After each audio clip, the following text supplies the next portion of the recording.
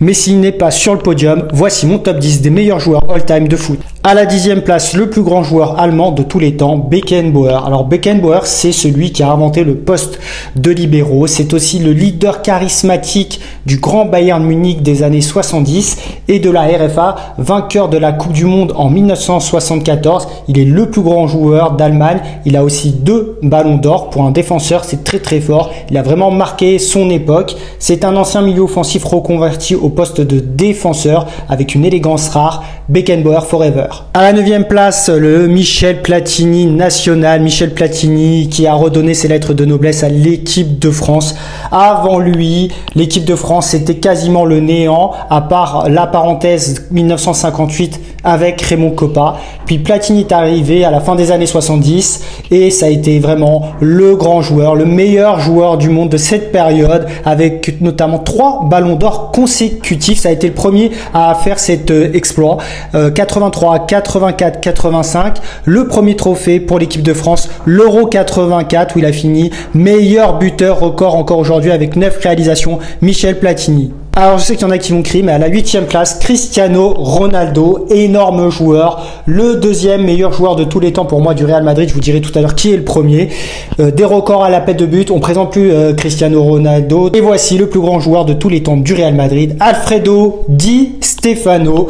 C'est lui qui a lancé la légende du Real Madrid. Avant lui, il n'y avait rien. Avant lui, il n'y avait aucune Ligue des Champions. Le Real Madrid, c'était un grand club, mais ce n'était pas du tout le grand Real Madrid. C'est lui qui a créé le Real Madrid par ses exploits sur le terrain.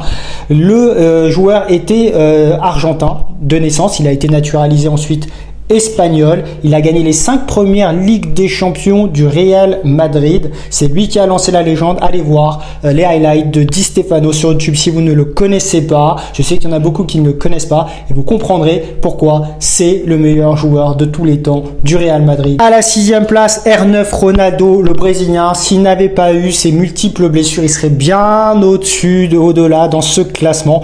Malheureusement, il a eu 2 graves blessures qui ont changé radicalement son jeu, car Ronaldo, il y a eu un avant et un après. Il y a eu la période 95-96, on va dire jusqu'à 99, où là, c'était carrément Ronaldo, le phénomène, un joueur stratosphérique, l'un des 2-3 plus grands joueurs de tous les temps. Jamais on n'avait vu une alliance parfaite de technique physique, rapidité d'exécution et un buteur hors norme. Et le comeback, bien sûr, stratosphérique de la Coupe du Monde 2002 de Ronaldo, 8 buts, vainqueur de la Coupe du Monde avec le Brésil, alors qu'il n'avait joué quasiment aucun match avant la compétition.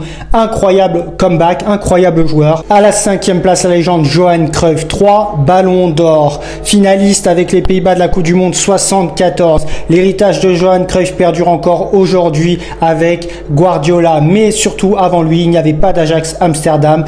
Le club n'existait pas sur l'Europe. Il a positionné l'Ajax, le grand Ajax du début des années 70 sur la carte de l'Europe. Johan Cruyff, l'idole absolue de nombreux joueurs, notamment de Michel Platini. 4e place, Messi au pied du podium. Bon, je ne présente plus Messi, tout le monde le connaît. Sur la 3e marche du podium, Diego Armando Maradona. Maradona, c'est, pour résumer, la Coupe du Monde 86. À lui seul quasiment, il a remporté la Coupe du Monde en 1986. 5 buts à son actif, mais c'est aussi avec le Napoli une ascension en Italie. À l'époque, c'était le plus grand championnat du monde de calcio et il a remporté 2 titres de champion en 87 et en 90 avec le Napoli et une coupe de l'UEFA stratosphérique. Seconde place, Zizou, Zinedine Zidane. Alors pourquoi Zinedine Zidane? Parce que la Coupe du Monde 98, parce que 3 buts en finale de la Coupe du Monde, 2 en 98, 1 en 2006, mais surtout parce que Zidane, c'était l'homme des grands rendez-vous. À tous les grands rendez-vous, il était là. Et ça, c'est l'apanage des grands monsieur du foot. Il marque en finale de la Coupe du Monde 98. Il marque en finale de la Ligue des Champions en 2002. Il marque en finale de 2006. Quart de finale de l'Euro 2004 face à l'Angleterre, la France est quasiment éliminée. C'est lui qui marque le premier match du Stade de France. C'est lui qui marque le premier but. Première sélection avec les Bleus, il met un doublé. Surtout sa masterclass, le quart de finale en Coupe du Monde 2006 face au Brésil. À lui tout seul, il a illuminé le Brésil. Allez voir ce match. Rien que pour ça, Zizou, numéro 2. Numéro 1, Edson Arantes do Nascimento dit Pelé. Alors pourquoi Pelé? Parce que Pelé, avant les réseaux sociaux, le monde entier le connaissait. Moi, je l'avais jamais vu jouer. Je savais qui était Pelé, le roi Pelé. Le marketing avait traversé le monde entier. Les États-Unis étaient à ses genoux. Il a fait venir à New York pour jouer à New York. Il a joué dans un film avec Sylvester Stallone à l'époque, en 1981. Voilà, il n'y avait pas les réseaux sociaux à l'époque et tout le monde connaissait Pelé. Le seul à avoir remporté 3 Coupes du Monde. À seulement 17 ans, 58, il gagne la première Coupe du Monde du Brésil. Le Brésil n'avait jamais gagné la Coupe du Monde avant lui.